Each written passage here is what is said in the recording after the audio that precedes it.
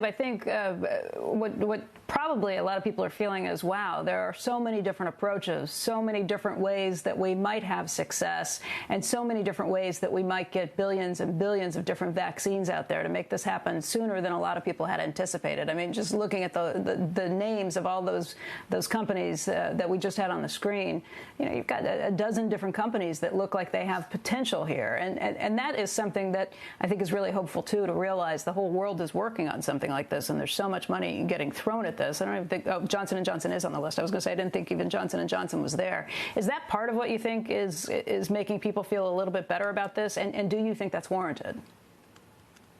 I think there's a reasonable, it's reasonable to have confidence that we're going to get a vaccine for this in the foreseeable future. I think we'll have to have one more cycle of this virus in the fall heading into the winter before we get to a vaccine. I really think a vaccine is probably a 2021 event in terms of having wide availability of a vaccine for the general population. We might have it available in the fall for emergency use authorization for certain populations. And we'll certainly have the doses by the end of the year. I just don't think we'll have the data to support widespread inoculation at that point.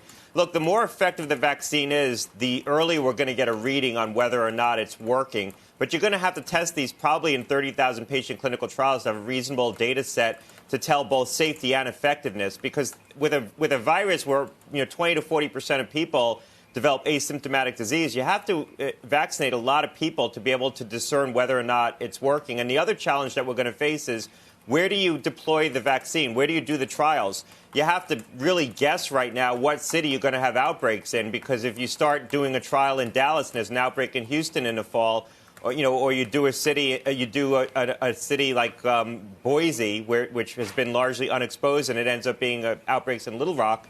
You haven't deployed the vaccine in the settings where you're going to get an early answer. So I think it might be more prudent, frankly, to wait to enroll the very big trials till you have more information about where the spread's likely to be in the fall. And that's not going to be in July. We're talking about starting these phase 3s in July. But by July, we might not have a sense on where the outbreaks are going to be.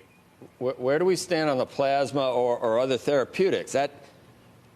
Is that more difficult than developing a vaccine, do you think, Scott? It seems like there should be some antiviral we should come up with.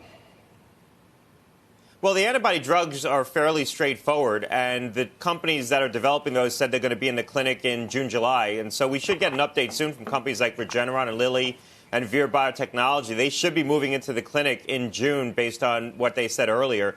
These should be available in the fall as well. One or more of these companies should be successful. I mean, the challenge is going to be producing these at scale.